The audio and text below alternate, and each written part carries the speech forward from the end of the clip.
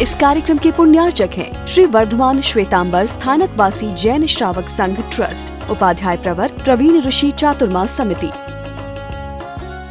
समुद्र में आता हुआ पानी रोक दिया जाए तो समुद्र का भी शोषण करना संभव है। बावड़ी में आता हुआ पानी न रोको तो बावड़ी का पानी भी निकालना मुश्किल है।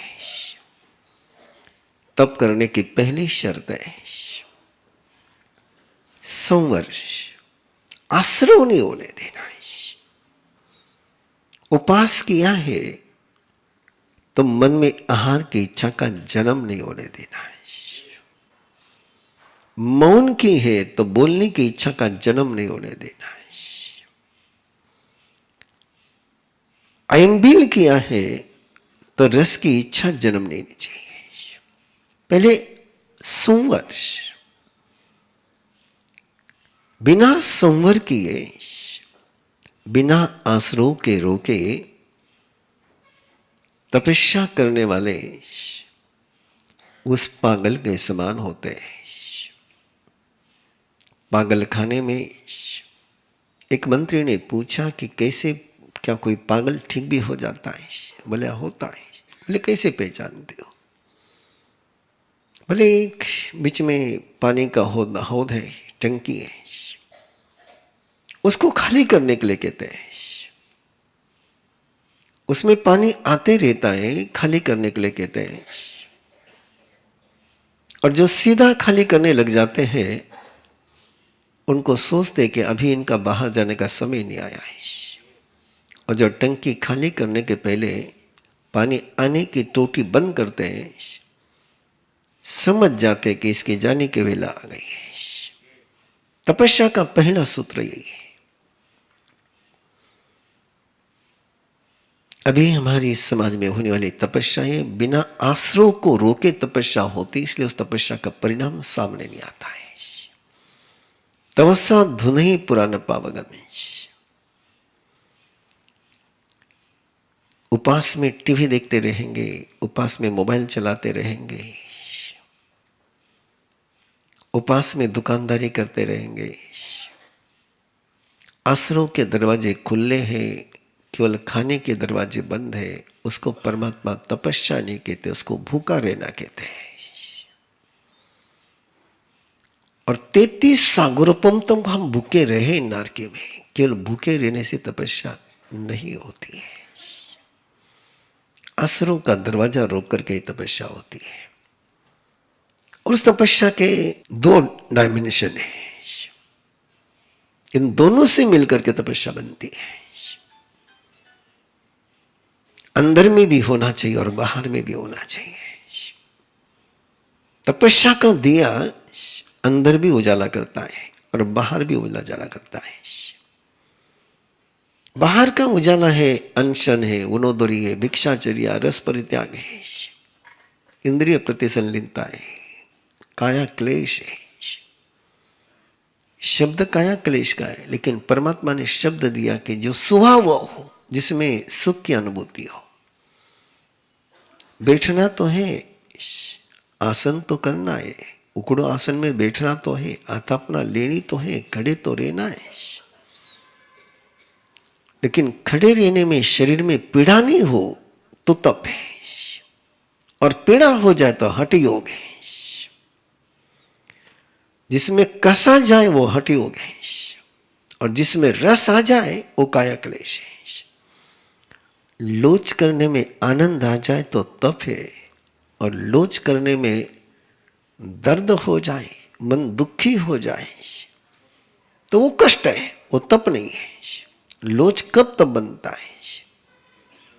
केवल बालों को उखाड़ने से तप नहीं होता है। बालों को उखाड़ते समय अंदर में कर्म के उच्चाटन की अनुभूति हो जाए तो काया क्लेश का तप है। और केवल बालों को उखाड़ता जाए और अंदर में वेट करता जाए कब पूरा होता है, कब पूरा होता है, कब पूरा होता है, तो वो तप नहीं है। उसमें अर्थ ध्यान है, उसमें कर्म का बंधन है, उसमें पाप समाप्त नहीं होते हैं। ये स्वभाव का सूत्र है। अंदर के तप है, बाहर का तप है भिक्षाचर्या। आहार लेना तप, आहार किसी से लेना भी तप है, कपड़े किसी से लेना भी तप है, स्थान किसी से लेना भी तप है। यदि श्रद्धा पूर्वक ले पाए, यदि सामने वाले को खुश रख करके ले पाए तो तप है, और सामने वाले को पीड़ित करके ले ले तो संताप है। इसलिए लेते समय हमेशा ध्यान में रखना कि सामने वाला खुश हो रहा है कि दुखी हो रहा है। जिससे आप ले रहे हैं उसके अंदर में यदि खुशी का झरना बहने लग जाए तो उससे लेना आपकी तपस्या है। और जिससे आप ले रहे हैं देख करके उसके मन में दर्द हो जाए तो भिखारीपन है, फिर इसको चोर भी कह सकते हैं। लेने की कला है, उसको परमात्मा ने तप कहा है। कम खाना भी तप है और सबसे बढ़िया तप है। ये विडंबना है कि हमने परमात्मा के तप पर रिसर्च नहीं किया, हम केवल रिपीटेशन करते रहे। आज पूरे डाइटिशियन, नेचर क्योर वाले और पूरे मेडिकल साइंस में कहा जा रहा है कि 16 घंटे का उपवास कर लो तो दवा लेने की जरूरत नहीं है। परमात्मा ने आपको कहा व्यासना कर ले, परमात्मा ने आपको कहा एकासन कर ले। एकासन करेगा तो तेरे पुराने पाप निकल जाएंगे। पर व्यासना की बात समझ में नहीं आती थी। इंटरमीडिएट करने वाले लोग बहुत मिल जाएंगे आपके बीच में, लेकिन वो व्यासना नहीं करते। 16 घंटे नहीं खाने, पेट को 16 घंटे का आराम दे दो। और व्यासनी का मीनिंग क्लियर है। व्यासनी में आप देखोगे तो 16 घंटे का आराम गणित ही वो है। और 16 घंटे के आराम में व्यासना हो जाए तो हॉस्पिटल के रास्ते बंद हो जाए। इस स्वस्थ रहने के सूत्र परमात्मा ने दिए, लेकिन हमने उसको, दर्द तो रहेगा ही कि परमात्मा के डायमंड को हम कांस का टुकड़ा समझ करके पालते रहे। इसकी कदर नहीं कर पाए, इसको समझ नहीं पाए। परमात्मा के शब्दों को रटते रहे कि परमात्मा के शब्दों पर श्रद्धा नहीं कर पाए। परमात्मा के रहे के तप के कारण से पुराने पाप समाप्त हो जाते हैं। यदि इस पर हमारी श्रद्धा हो, यदि हमारी इस पर आस्था होती तो जीवन की समस्याओं के समाधान पाने के लिए किसी ज्योतिषी के पास, किसी मांत्रिक के पास, किसी तांत्रिक के पास, किसी डेरे पर जाने की कोई जरूरत नहीं थी। तपस्या धुन ही पुराना पावगम। अनशन, जिससे कैंसर ठीक हो जाता है, जिससे डायबिटीज ठीक हो जाती है, जिससे एडिक्शन पर काम होता है, पूरे अंदर के सारे कॉर्टेक्स चेंज हो जाते हैं, टॉक्सिन निकाल देता है। लेकिन स्थिति हमारी वही है, हम तोते बन करके जीते हैं, उसको महसूस नहीं करते, उसका प्रयोग नहीं करते। अभ्यंतर के तप है, जहां धर्म में ये कहा गया कि विनय धर्म का मूल है, कि विनय से धर्म की शुरुआत होती है। लेकिन साधना के मार्ग में विनय से शुरुआत नहीं करते हैं। साधना के मार्ग में पहले प्रायश्चित है। यदि अंतर की यात्रा करनी, किसी को स्वाध्याय करना, किसी को ध्यान करना है, किसी को कायसर्ग करना है, किसी को सेवा करनी, किसी को भक्ति करनी है, देव गुरु की भक्ति करनी है, साधर्म की भक्ति करनी है,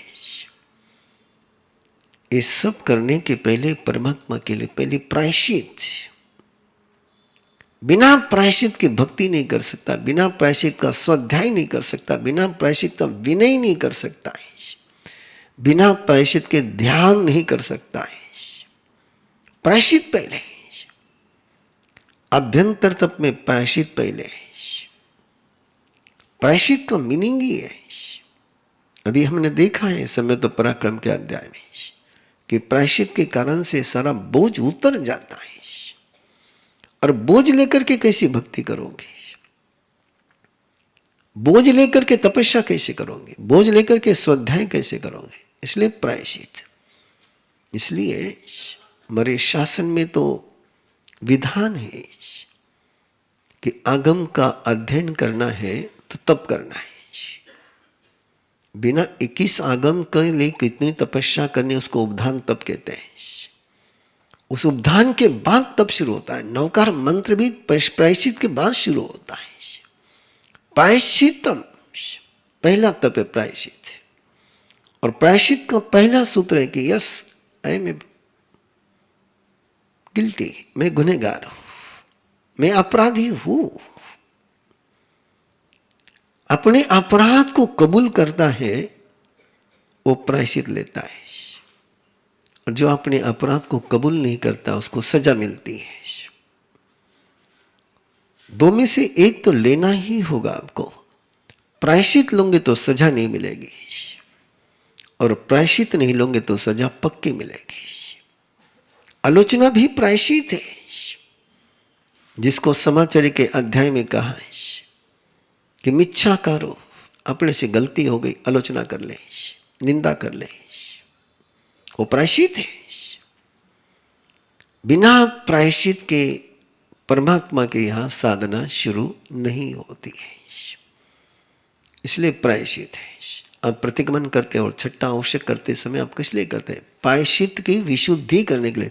प्रायश्चित विशोना ठाए ठामी का औसगम, यानी प्रतिक्रमण में तक यदि मेरी प्रतिक्रमण करते समय मेरे से कोई अत्याचार, अनाचार, अतिक्रम, व्यतिक्रम हुआ है तो उसकी विशुद्धि के लिए मैं कायसर्ग करता हूं। कायसर्ग एक प्रायश्चित है, वो व्यूसंग कहते हैं उसको। परमात्मा ने तो जी सको तो मजा आ जाए। परमात्मा ने कहा बाथरूम जाकर के आया, एक लोगों से का प्रायश्चित ले, एक लोगों से का अवसर कर ले। परमात्मा ने कहा चल करके आया है, रास्ते में पता नहीं कितनी तेरी छदमस्ता के कारण से स्खलना हुई होगी, आते ही पहले कायसर्ग कर, कायसर्ग करके प्रायश्चित कर। परमात्मा ने कहा आहार करना है, पहले कायसर्ग कर। परमात्मा ने कहा स्वाध्याय करना, पहले कायसर्ग कर। ये प्रायश्चित है। और प्रायश्चित के बाद फिर विनय का नंबर आता है। प्रायश्चित्तम विनयम, प्रायश्चित के बाद विनय का नंबर आता है। और विनय करने वाला ही भक्ति कर सकता है। जिसके पास विनय नहीं उसके पास भक्ति नहीं। वयावच्च नहीं। वयावच्च का मैंने थोड़ा सा जिक्र किया था। वयावच्च का मीनिंग है कि सामने वाले को मैं भगवत्ता का एहसास करा रहा हूं। सेवा का मीनिंग है मैं सामने वाले को कमजोर महसूस करा रहा हूं, मैं सामने वाले को दीन महसूस करा रहा हूं, मैं सामने वाले को लाचार महसूस करा रहा हूं। और वयावृत्ति का मीनिंग है कि सामने वाले को मैं परमात्मा का एहसास, तू परमात्मा है। कल्पना करो क्या अनुभूति होती है वयावच्च की। और वो विनय से जन्मता है। और उसके बाद स्वाध्याय का नंबर है। पहले प्रायश्चित है, फिर विनय है, फिर वयावृत्ति है, फिर स्वाध्याय है। और उसके बाद नंबर ध्यान का आता है। ये चारों के बिना तुम आर्त ध्यान और रौद्र ध्यान से मुक्त हो ही नहीं सकते हो। इसलिए आप देख सकते हो आज के इस मार्केटिंग के जमाने में बहुत सारी ध्यान की दुकानें लगी हुई हैं। और बहुत सारे लोग ध्यान कर करके आते हैं, लेकिन लाइफ में कोई चेंजेस नजर नहीं आते। जय जिनेंद्र, मैं खुशबू कर्नावट, जयपुर राजस्थान से। मैंने 2020 में अरहम गर्भ संस्कार का कोर्स किया था। मैं अपने बारे में थोड़ा सा कुछ बताना चाहती हूँ। I am an image consultant, personality development trainer and public speaking trainer. Personality की जब बात करते हैं तो एवरी डे यंगस्टर्स और वुमेन से मेरा पर्सनालिटी एनहांसमेंट को लेकर काम चलता है, मैं मिलती हूँ। और पर्सनालिटी में आपको बताऊं, it's not just what you see outside. इतने सालों में जो मैंने समझा है, पर्सनालिटी कम्स फ्रॉम इनसाइड, और हमारा इनसाइड बनाता है हमारे संस्कार। और बच्चे को संस्कार देने का बेस्ट तरीका है गर्भ संस्कार, क्योंकि जो बच्चे को हम गर्भ में सिखा सकते हैं वो बड़े होके शायद सिखाना बहुत डिफिकल्ट हो जाता है। तो अरहम गर्भ संस्कार के थ्रू मुझे इतना स्ट्रक्चर्ड तरीका मिला कि जब मैं प्लान कर रही थी बेबी, तो I had an unfortunate incident जिसमें I lost a child pregnancy में। एंड उसके बाद मुझे किसी ने गर्भ संस्कार के, अरहम गर्भ संस्कार के बारे में बताया, और उसके बाद मैंने किया, और फिर मैंने सेकेंड बेबी मेरे हुआ, जो मतलब अभी जो बेबी है वो हुआ। And I can't tell you how effective and magical this is. It's like creating your own child, it's like customizing your own child.